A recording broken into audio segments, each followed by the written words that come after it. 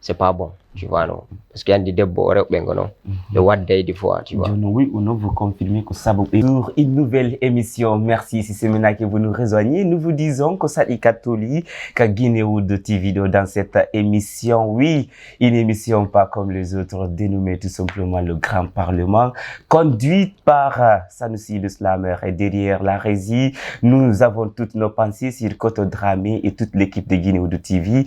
Et oui, vous autres téléspectateurs, vous continuez nuit et jour à nous regarder. Nous vous disons millions de merci pour ça. Et mais ce matin, présente Goal On, pour ceux qui se battent, oui, bien sûr, pour le rouge en vert. Yangana de culture on, mais yitide et mappe wolda ko tinti du ngare hande kadi en tinti dido et goddo la résine surprise, hein, voilà. Et voilà, Ousmane Païkou, merci d'être venu dans cette émission, le Grand Parlement. Merci à vous aussi. Koto Samsi.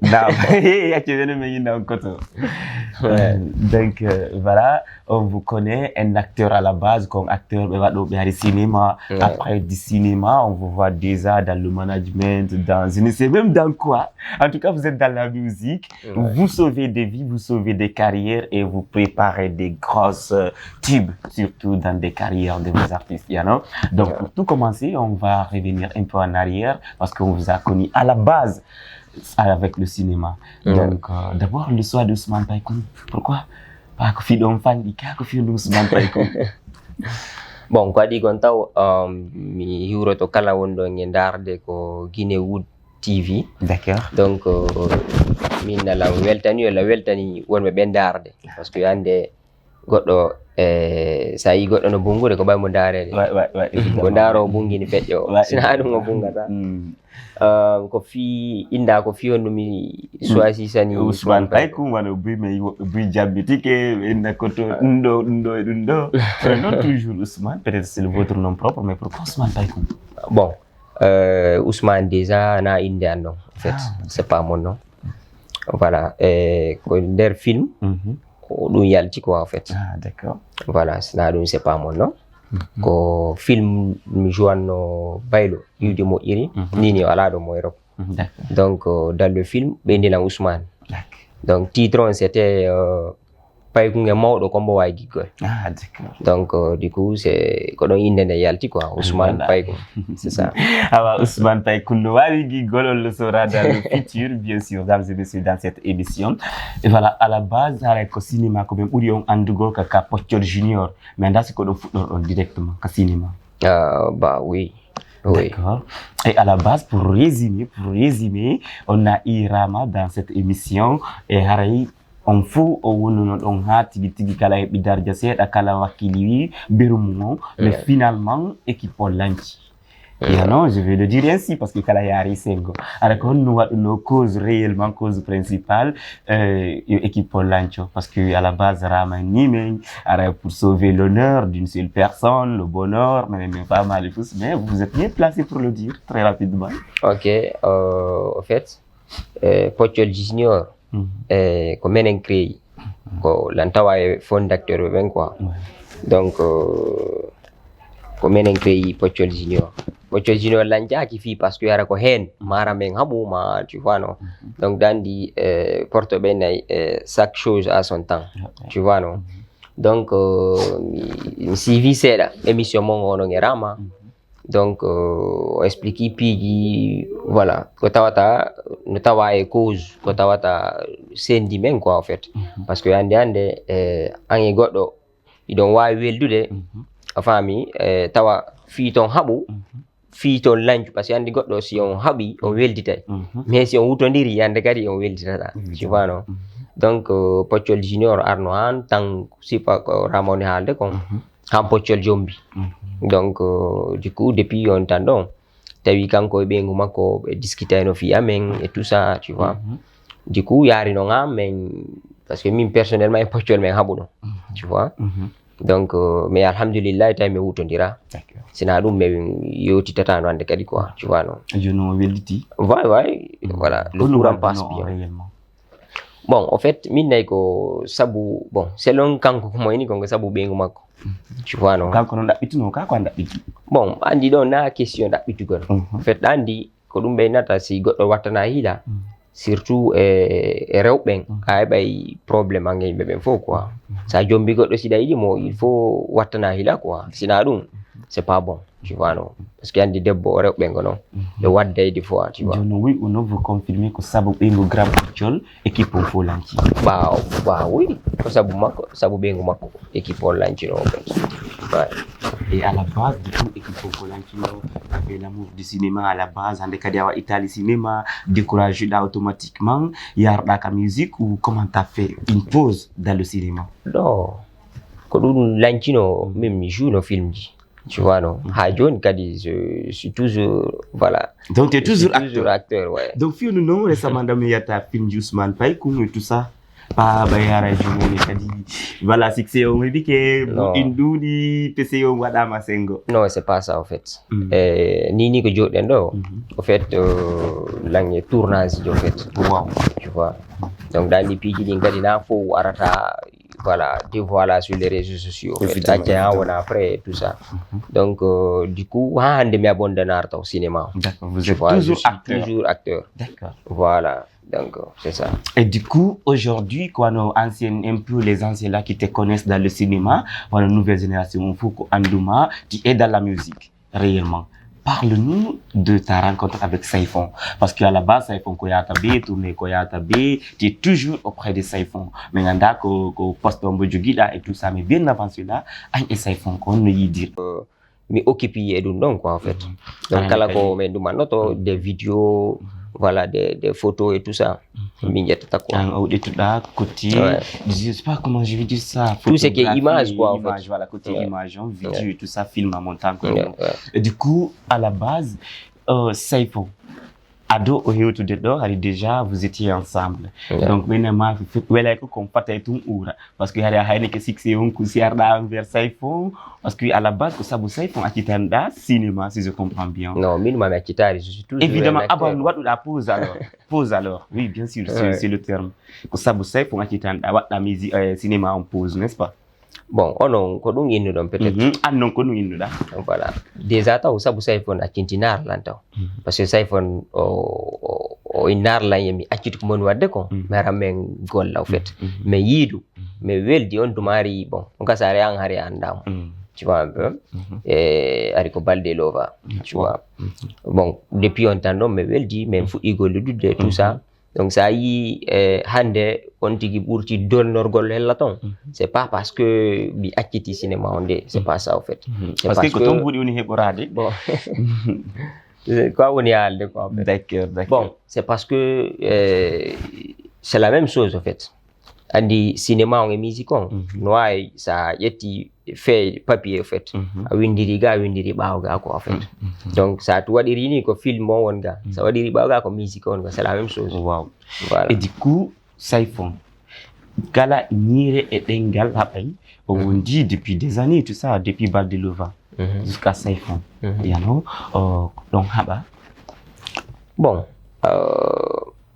sayni haɓugol fama ko sans on discuter seeɗa parce que parfois mono ndira non parfois bah oui voilà e nder équipe ɗum ɗo waɗa c'est normal au fait fiye moƴƴu bon koma voilà décision ji waɗa de comme no ɗaɓɓitata bon ɗum na parce que à la base parce que mbiɗa gandi kanko mo ɓutti andon à la base voilà ƴiƴanda no sofi no piɗɗo tout non bon et du coup voilà quoi c'est pas una question ɗaɓɓitugol au fait mi explique min e nder équipe kala golle de ko woni tawa ko yimɓe ɓuuri ko ma discuter parce que a tawa des fois idée ji ɗin wona gotum d'accord a faami waɗa min idée an warala rendi ko fi honɗum min nani ko oɗa kadi tu vois un peu ko noon discutirte famodire ko fiye moƴƴu quoi en fait d'accord on va finir avec Saifon mais juste deux petites questions honde suma ɓurɗa weltanade Saifon weltanade c'est-à-dire parce que ɗon golludude kene o weltantomo kene a monantomo mais une chose Saifon ko waɗama hara tu vas jamais oublier ça ah bon une chose inoubliable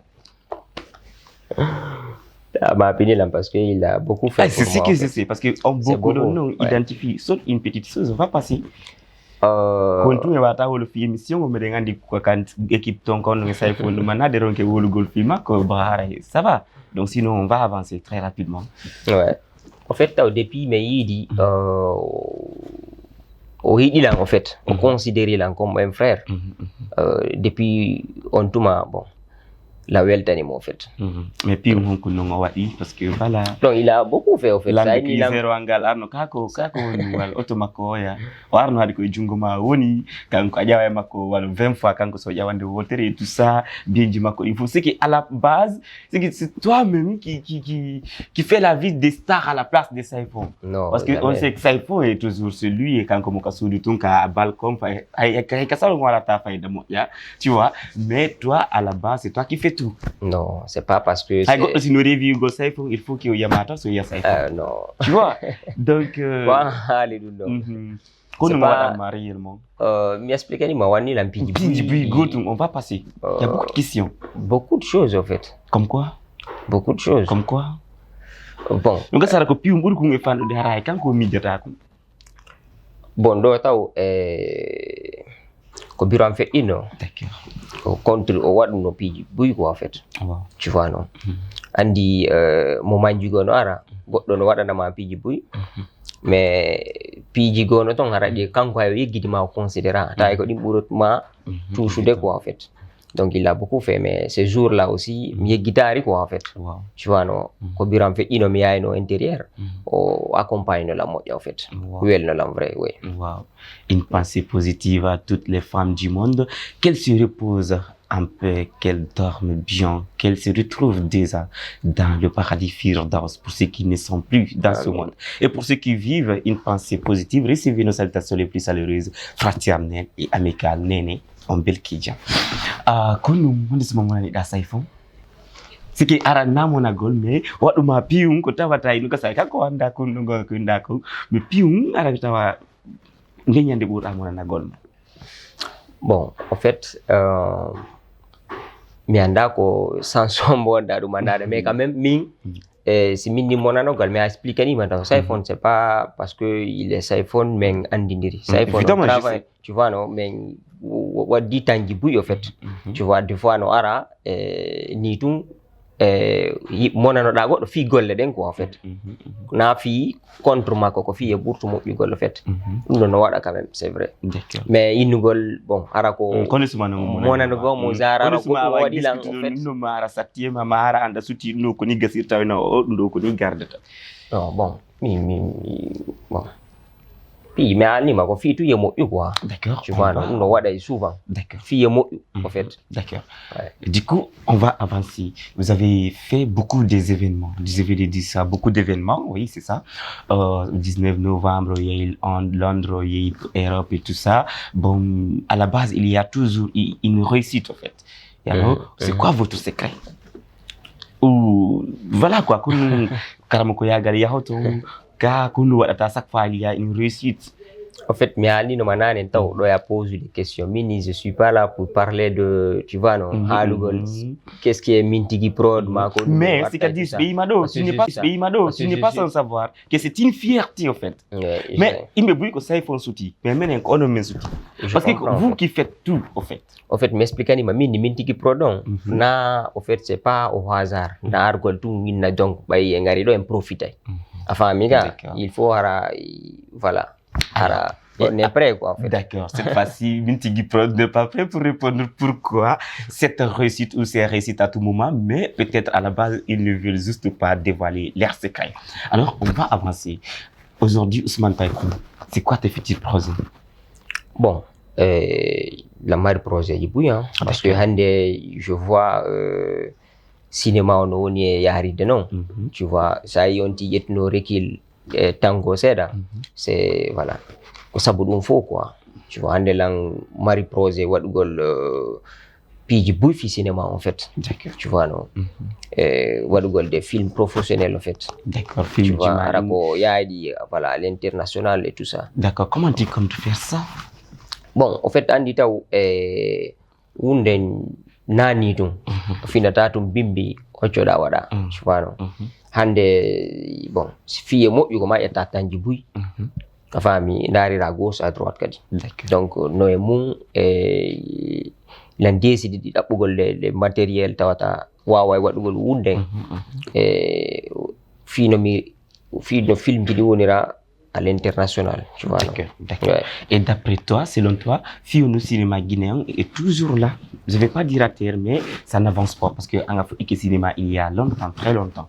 You know? Donc, à Kitty, en Arti, et tout ça. Donc, nous, on est toujours là. Et il y a Tata Canal+, Nollywood, et A+, et tant d'autres. Bon, je suis acteur web. D'accord. Tu vois, je suis acteur web. Parce que Hande, Sandari, au lieu d'avance, tu vois, parce que Harry Sandari, tant voilà 2014, 15, 16, parce que 2014, 15, je fais de film. Wow. Tu vois, Sandari, on t'annonce, tu as eu un film qui a joué de on t'annonce. Et Johnny, quand on a filmé des condos, c'est pas la même chose. Parce que Harry, il faut respecter ça, mais il y a plein de choses. Il y a un gros plan, très gros plan, plan d'ensemble. Tu vois, il y a un sergi et tout ça. Mais Johnny, il y a un peu de faux. Donc, si moi, il faut un peu de faux, en fait. Ça va des films. Il film, on a une qualité de son, on a une qualité d'image. Les jeux d'acteurs aussi, ça, voilà, ça colle. Déjà, avoir des films, on devait désormais faire des films en mode professionnel. Quand un acteur de Hombo, ma actrice de Hombo, joue de Golem. Bon, mes rêves, c'est-à-dire où tu souhaiterais avoir dans tes projets. Alors, ça, on a un film, tu vas l'appeler. Alors, que Guinée, quand même. Alors, c'est quoi, aéroport, c'est quoi, Amérique, c'est quoi, Guinée de haut niveau. Bon, Andeni, quand on a actrice, c'est un peu récemment. Faut que je me golidi. Bon, mais on dit que ça ni rêve, c'est-à-dire. Non, alors, ce que tu souhaites, c'est là que j'ai changé. Bon, en fait, projet Yannick, c'est pas parce que il est là-bas, mais parce que il a une, voilà, il a une matou. C'est, est-ce que avoir un cool le projet moi, c'est comme ça, en fait. D'accord. Ton acteur préféré de l'ancienne génération? Ah oui. Bon, c'est Pochol, en fait. Ah, pourquoi Grand Pochol? Parce que Pochol, déjà, c'est un acteur, en fait. C'est un acteur. C'est c'est-à-dire, même voilà. Non, c'est un acteur, en fait. Il est prêt. Pochol, il est bon, en fait. Wow. Yeah. Actrice préférée? Actrice... Zar. Ancienne génération. Parce que... Bon, je dirais Debo Soussé. Wow, pourquoi Debo Soussé? Parce que... Donc, il dit non, c'est pas ça. C'est pas parce que moi là-bas, c'est pas parce que... Voilà. Il dit quoi, actrice, je me respecte. Moi, je joue. Donc, si je joue, au fait que je joue, nouvelle parce que... Arrête mon derton, quoi, en fait. D'accord. Yeah.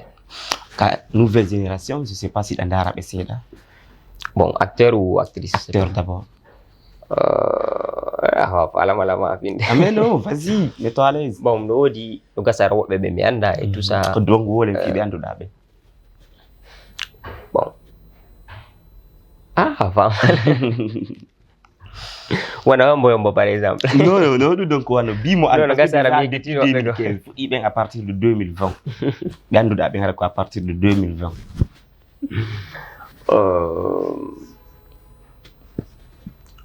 Ah bon. Bon, mais je regarde pas trop, en fait. D'accord. Je regarde pas trop parce que là, d'accord. Les Taïga, les Mouna, les Safi, les Anata, et tant d'autres, les Doumama, les Vitorio, et les Bounaya, et d'autres encore. Bon, Asitina et l'eau, bébé, Tarako Aminani, la Halle, par exemple. Bon, mais Nani Indele. Tu vois, raison pour laquelle je dis, allez, abandonner le cinéma, déjà. Non, c'est pas parce que il pose à peut-être, voilà. Abandonner en fait. Parce que Tangala de Renti, souvent Merenda et tout ça, tu vois, non. Kadi, c'est pas parce que Mida, Darugol et tout ça, Koni, andi Johnny, Udi, en fait, mon beno ma Udi tipaz, no, postude et tout ça. Donc, c'est un derrière des acteurs, mon beno maripaz. Ata, Andugol, fou, de water, quoi, en fait. D'accord. Jono, quel conseil pour la nouvelle génération? Parce que quand la ariton ou kike, donc ancien bébé les avant arrivé filmer la caméra, les respectifs, et marimètre, et mari structure, et tout ça, quand la no andi na d'où fuɗɗiɗo avancé joni noon kala no fuɗɗanade hoore mum waɗa école du cinéma ala hay conseiller puis voilà au fait ko mbaɗi comme conseil puis voilà au fait ko mbaɗi comme conseil wonɓe wadde ɓen film yoɓe accepte to formagol au fait par ce que hari minen komi waɗano film aratano tun filma woodi jour de répétition en fait comment ara répéta a faami a wawno wongol 2 ans ma 1 an 3 mois 6 mois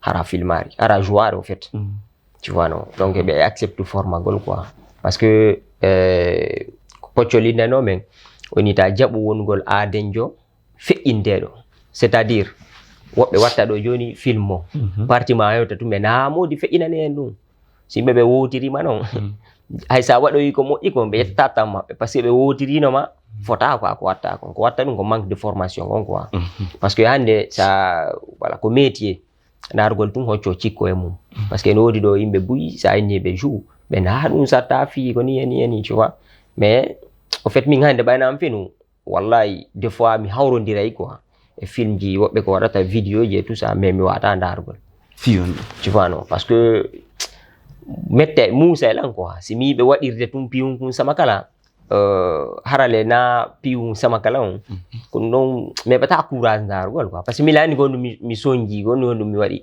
simi tu vois ɓe daara ɗum ɗo ɓe faalete formade parce que tusiɓe comme to ɓe yahata ɓe formo ma ko hombo ɓe yidata e mum bon hande ko wonden ɗo déjà taw faalaɗo formade no woodi façon ji buy no guerrata parce que hande par exemple hay ko ɓe connecte to kon naata YouTube ɓe wawi formagol tu vois no no woodi yimɓe kadi wonɓe ɗo ko cinéma hara ɓe waɗi tu vois no ɓe waɗi formation ji donc no woodi par ce que ay nelu on ɗo ɗo ɓenta ɗo lieu ngono Mori Kanté aɗo yale Diallo cravate et c'est pas qui et qui ɓe formude to yimɓe tu vois no ɗum ɗon fof si ɓe nani ɓe patto tu vois parce que hande min komi wawi kon komi andi kon filmu min mi ɓeydantama o to kadi ko andi ko c'est un peu ça en fait na argol tun joie quoi parce que hande ko kamɓe ko menen quoi en fait anen mo naɓata cinéma o a faami so tawi noon anga formaki ko joata kon ko fi ko fiiɗo tun feƴƴata e nokku tu vois non donc yimɓe ɓe accepte formagol ɓe sendidira kadi piiji ɗin donc accepté formagol formoɗen ko Guinéwood TV ɗo hara na en formoro no formeur mo Junior Barry ta créé de la panique ta ennirɗo ɓe ay waɗir vidéo ji ɗi no ɓe waɗiri wonon de et du coup cinéma, tu es un cinéaste déjà, un grand cinéaste, un légendaire malgré que tu avais fait une pause. Et du coup, depuis tout petit jusqu'à présent, Harit Amar no rêve, Mahara, il rêve, film Hombo Fall un film de rêve. Alors, ma histoire de famille, ma action fait un problème social actuellement dont tu souhaiterais faire un film. Bon, en fait, la Marie n'a un film god. J'ai des films en fait. Mi windi scénario ji dino wali en fait. Inshallah mi wata haalde ɗo fo. Mais on y est inchallah. OK, tu es déjà fin prêt. Bon, mi nata fin prêt parce que mi waɗa taw. D'accord, pour revenir dans le cinéma parce que nous on te connaît beaucoup plus dans le cinéma. Ouais. Mais si ben waɗi ɗo joni mi waɗi ɗo ni gasa se waɗi ɗo joni émission o ha en gayni e wala le fi say fo mi be ko boni. Tu vois, voilà le film musique, mais voilà le film tourner bien d'accord parce que quand on veut vraiment andugol. Maintenant pour faire un retour au complet dans le cinéma, c'est quand, quel jour, quelle date? En fait, mi cinéma en c'est pas parce que bon, donc ça peut-être ko d'accord. Wodi yimɓe goɗo récemment ɓe fuɗɗi waɗgol piiji et tout ça. Ɗo wodi buy ha joni ɓe apprécie ko wonno wadde kon. Il y a même des acteurs wonɓe ɗo e gollude souvent ɓe innelan bon artu fuɗɗito waɗu ni tu vois donc c'est pas parce que voilà mi seli et tout ça mais langue mum quoi en fait voilà ça ike film jima ɗin ko façon acteur ɓe homɓe faleteɗa bon ko acteur ɓe waway ɓe joude en fait wano homɓe mi expliquanima bon ara ko acteur jomo anta en fait ça waɗa film c'est pas parce que an santi iɗa laɓa ma samedi iɗa wawi wadde ɗo ko est ce que a wawi kolugol e scénario angon en fait ko ɗon tan fuɗɗi ka faami est ce que a wawa jougol comme faala kon ya jouana c'est pas parce que eɗen gandidiri mati yoyde pita ma non ko est ce que a wawa jougol ko ɗum casting waɗante en fait Yeah. Pour finir, très rapidement, je vais finir parce que je sais que tu es tout le temps occupé. Est-ce que awa na utugo golle ma en musique et golle ma en cinéma? Bon, Toute sincérité. Mini mataw déjà c'est ko gotum quoi, ko famille goto non. Sa windi do joni feeri do, a windi bawga. En fait ko film on ni, ko musique on ni. Faut que no ko goto ni quoi, mais ko bawo ender. C'est la même chose. D'accord. Ouais. Ton chanteur préféré? Ah oui. Bon, mais à répondre à la question. Ah mais non. Non. Voilà, donc quand on drame le film d'émission, on réalise de moya. Mais ça l'a dit que là, mon caméraman, mon technicien préféré, peut-être c'est pas lui. Ouais. Peut-être oui, ça l'a dit que là. Bon. Regarde la caméra, bon, tu dis ton chanteur préféré. En fait, à poser une question, bon. Parce que ara ya fala tun gozugol quoi parce que non mi anda sa golude wala do ni wada da en tette do nder société ara na on boss jodo woni siki entrepreneur ouais c'est ça quand même. Bon mi écoutata de plus mi respecte ta l'amour welo woma on ta berni ara na peut-être ouais on jente to musique jidi parce que donc nder sudu to mais à la base ça y a tika automatique que goddo andi ko jento do atto non vas-y. Pour moi déjà andu belambeno andi j'écoute pas trop la musique tu vois non depuis là en fait si musique taw inspirata la m'écoute tamo tu vois non rare yata niento darata wala écoute de musique quoi tu vois mais niento darata wala écoute de musique quoi tu vois mais j'écoute beaucoup mon artiste iPhone. Ah oui. Alors, chanteuse préférée? Aïssa Kindia?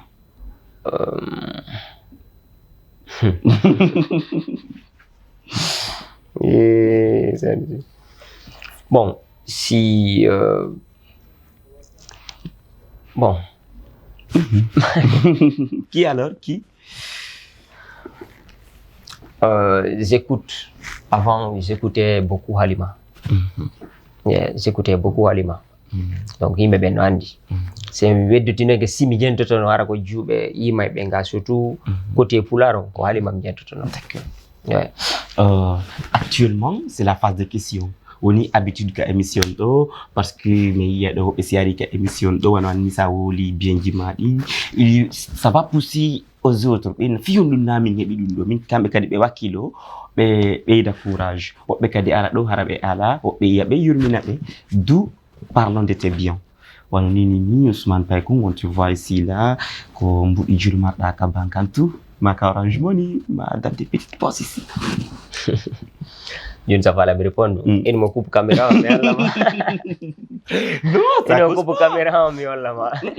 Pour nous dire quoi jeune entrepreneur bon. Et tout ça donc en fait si mi wobbe gono ara ko émission jinna kambe ko ni no mari dum ma ala dum no fi ko ma non m'explique ay tout on parce que kala wadi révision no faale do wadi ru ko inni d'accord en fait wobbe no wowi da wowi déjà posangol ko an haali en fait évidemment donc mi anda ko honnu yon ma répondre en fait kono min personnellement en fait hande la andi ko woni mbudi ma ko woni hebgol ko si ida mari ko inete kon source de revenu da mari entreprise ma da mari hunde en tout cas ko créer da tawata no mari rentabilité ara source de revenu no wodi ko dum non woni mi considère en fait d'accord mais mbudi de marda ko Orange Money ma do OK anno da mari no dum ka ko banque ma da donc c'est pas da mari da créer entreprise. Bon, ni mi créé une entreprise. D'accord. Quand même.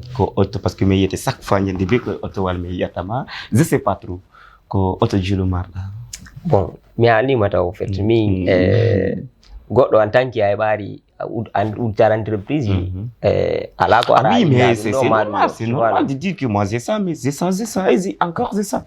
Donc mi ayangi buda ou jajatta. Donc sois fier de ça mon grand. Donc je suis fier en fait comme Mario. Allez, vas-y dis-le. Je suis fier mais c'est pas parce que je suis fier mi arata ɗo mi voilà ko émission mi haala min ok fiyo nu nga wolta wala raison j'aime pas au fait no fiyo nun tu ngara nay no go j'aime pas muma o hewta a hulu parce que da andi miyamma da andi bo jangude école on dete on da no falno yana umo Nicaragua a jabali et tout ça donc wala do be wutoma be pourquoi bon min fi ɗum ɗon côté ɗo mi hula parce que famille an o yeru anduɓe no andi yeru kon mari kon yeru kon wawi wadde kon lam batanade ɓe au fait lam wadde yeru kon wawi kon ma famille donc fi ɗum ɗon mi hula ɗum on tun j'aime pas venir sur les réseaux ou sur les médias inugol lammari ɗum mako ni yani no j'aime pas ça au fait c'est pas le moment entreprise on bo revuɗa waɗugo bon mi alanima taw ko kala ko woni audiovisuel en fait ko rêve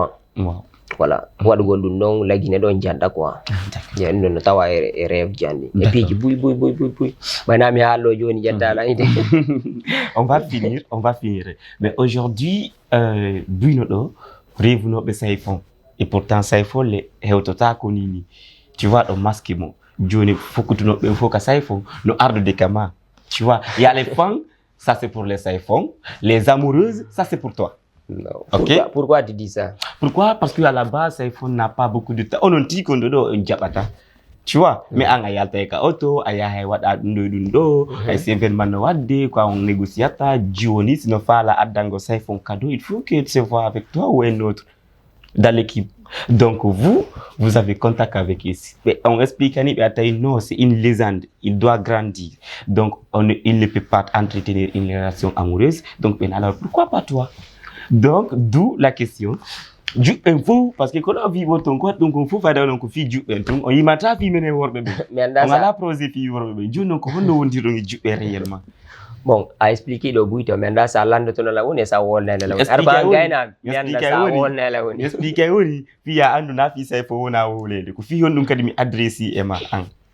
Tu vois, parce que hande den andi ko juɓɓem ɓuri o yiɗugol fop no yiɗi on mais onon ko juɓɓem ɓurɗo wonɗo yanganade parce que love et tout ça voilà quoi ko juɓɓen hayan ko wonɗa ɗo ko fi jiwo wonɗa ɗaɓɓande parce que da fala jombude da fala waɗgol famille ma oui peut-être oui bien sûr c'est pas grave joni noon qu'en est-il de la relation parce que meɗen andi ni juɓɓen ko dogi yaari ka mon kadi bon wano ni jiwo si ari ni no fala no Saifon o heɓali mo donc joni ko awoni ɗo comment vous gérez tout ça ñande be ñande ɗo ni ak téléphone ma sodi combien de fois bon en fait ɗo ko min natama taw je suis pas Saifon en fait min taw déjà tan o wodi buy no gasa wonɓe landarde ɓe mi waddi action ji buy no gasa tu vois non sina no landorɗo Allah ni tu vois bon ara ko areɓe et fait fille artiste famille fille Saifon déjà toi c'est ce que tu veux dire non attends je vais te dire je vais faire une petite précision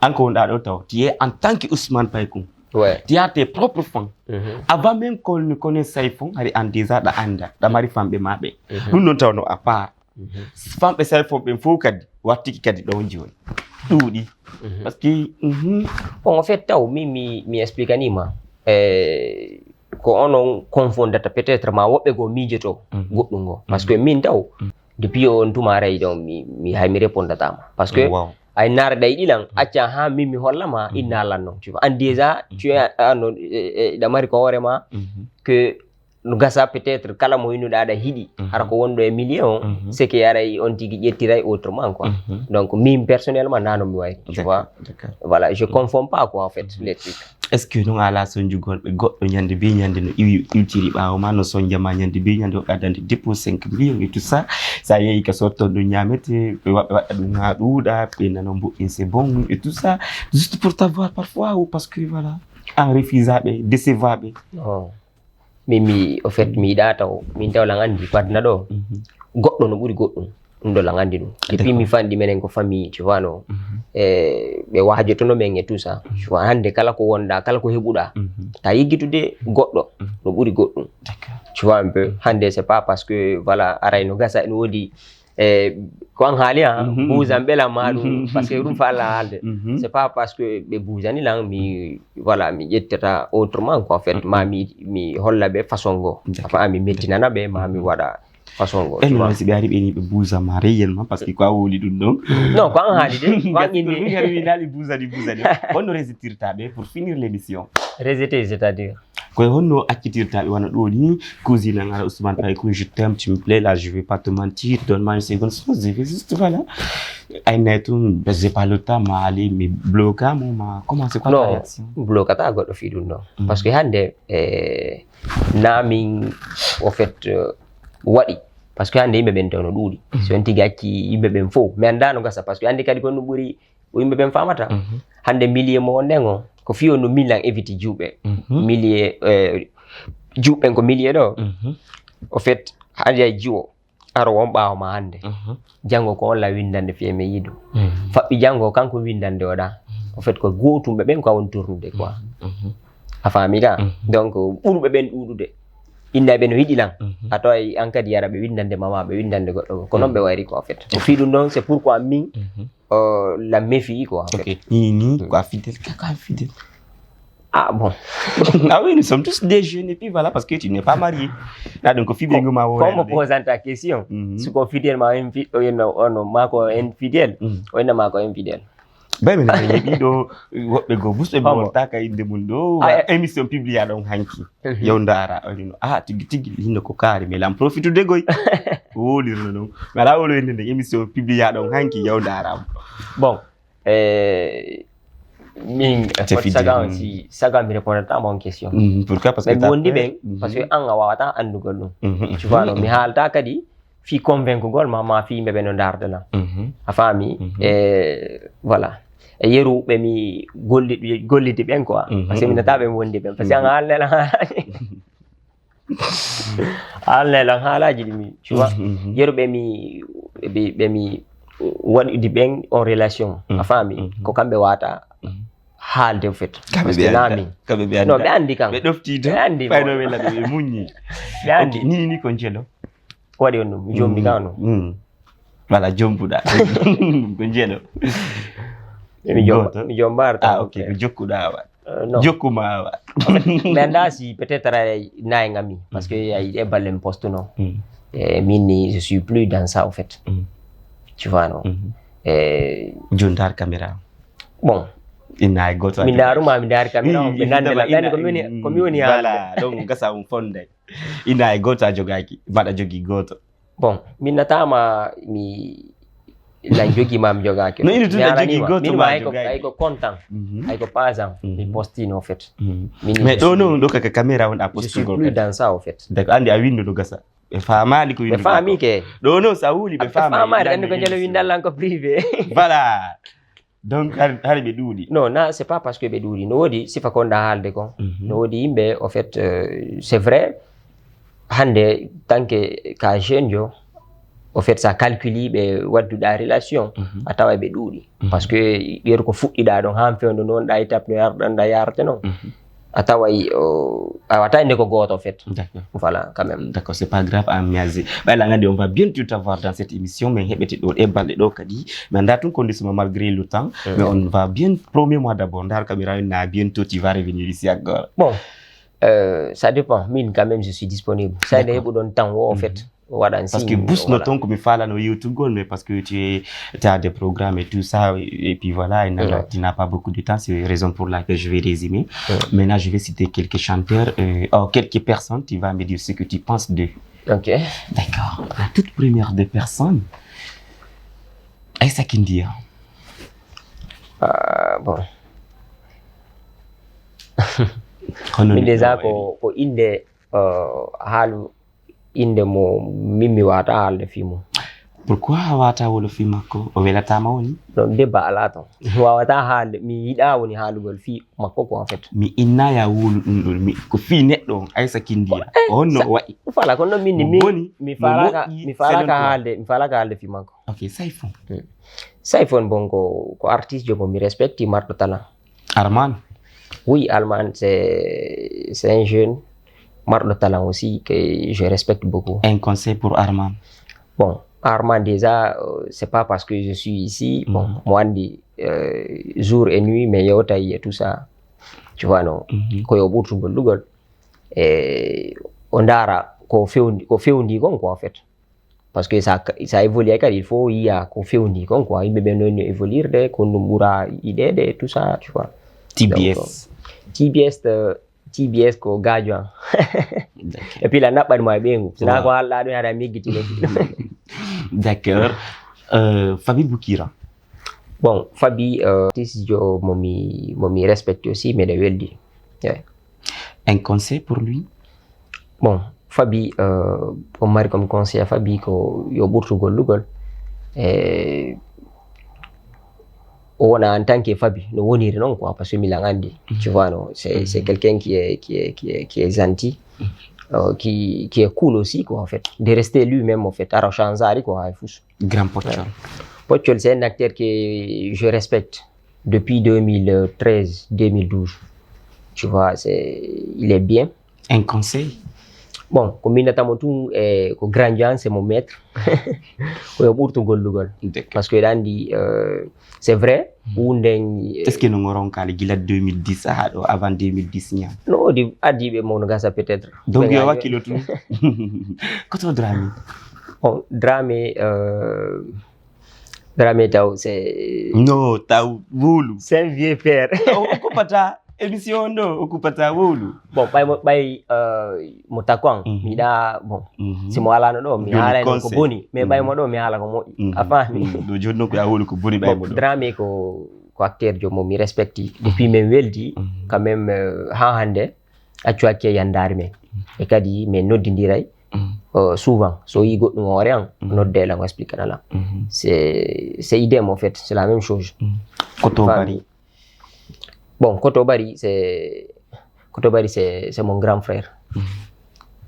Et toi-même, Ousmane Païko? Bon, min comme Ousmane Païko. On va finir l'émission.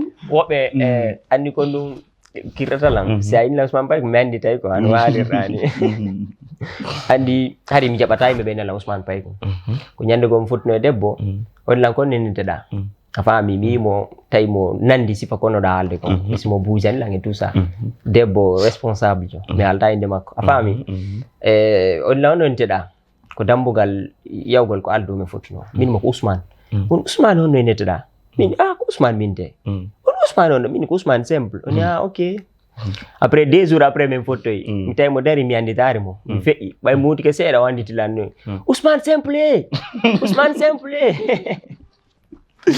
la mais ren takuma ko min la ko fini enda naro ino da lante min no simple minuma simple aw fustaka.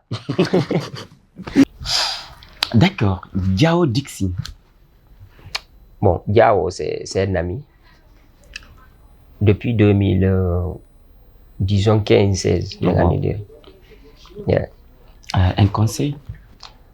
Bon, comme Diao déjà minuma conseil nami goɗɗo si tawi ko amijo ma aray ɗon woyi considére kono mi wayri considérgol mi wayri o yiiɗo bon c'est ça en fait hande heɓi combien de temps o c'est pas parce que an e Dramé ɓe wowen yiidude woni hande kadi dayon seedo en fait tu vois non tanji amen ndi woni na goɗɗum tu vois non donc c'est vrai min on wayri men yiidude da menen tigi min ala yiidude tu vois non disons le temps amen woni na goɗɗum d'accord c'est ça Rayali bon international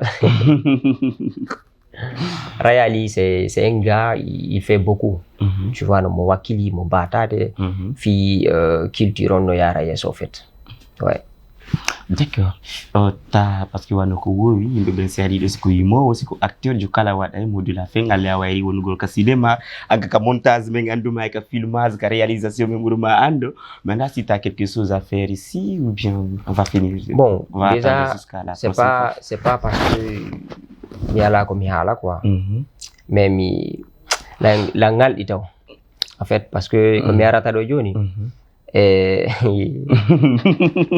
ko malande ɗo ko sika ko pagay goy d'accord jeune jon jeune jogo bandi jo ko quartier comme tippi ɗo mo tawi mawɓe no dari ko travaux moɓɓe mi langandi ɓe koy moɓɓe ko village ko amen ɓe yiwi wow ɓiɗɗo maɓɓe no yawno ça fait 13 ans ari ɓe anda konnugo jokki o waddani ɓe iPhone wow iPhone 13 ɓe jogiti mawɓe hay si ɓe ɗanoto goy ɓe awloto téléphone o kala ko ɓe yahata téléphone maɓɓe ɓe accatamo wow on jeune je ɗon acci wo et puis mawɓe ko karma koɓe goy si ɓe ni an samsi ko joɗɗa Koto Dramé ɓena drame ko dari ɗo ni o yore ɗo maayo Voilà. jeune jo acci ko woni wo moɓɓe no jogiti téléphone on ni a faami o wippiti téléphone o dogi a faami milan renti mine mi waɗi bruit landi moɓɓe ɓe ulwini ko karmakoɓe kam kumbaluɓe mine jeune arti téléphone wallahi ko karmako ɓeni non baba ɓeni sele moɗon ko dari o maya woni jeune jo wonno dogude o wippiti téléphone o nani ɗum ha joni gonɗe haalde ɗo mo dogude Et voilà, dames et messieurs. goɗɗo indema ko darɗa o maya woni est ce que darɗo Ah oui, en plus, c'est un comédien. J'aime ça. Donc, là où il y a un même photo. Alors, ton mot de la fin, la caméra t'appartient.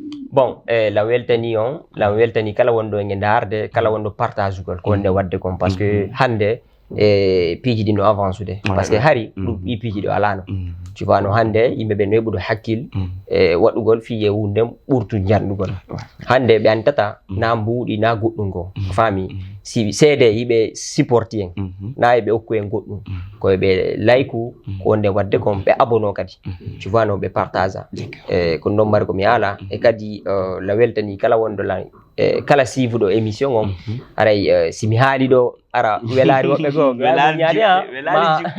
joni ɓe adresse on ɓe portara l'emplaine. D'accord, John nous adresse. Et voilà, dames et messieurs, c'est tout pour cette émission. On avait beaucoup de questions, mais on reviendrait à tout moment avec lui parce que voilà,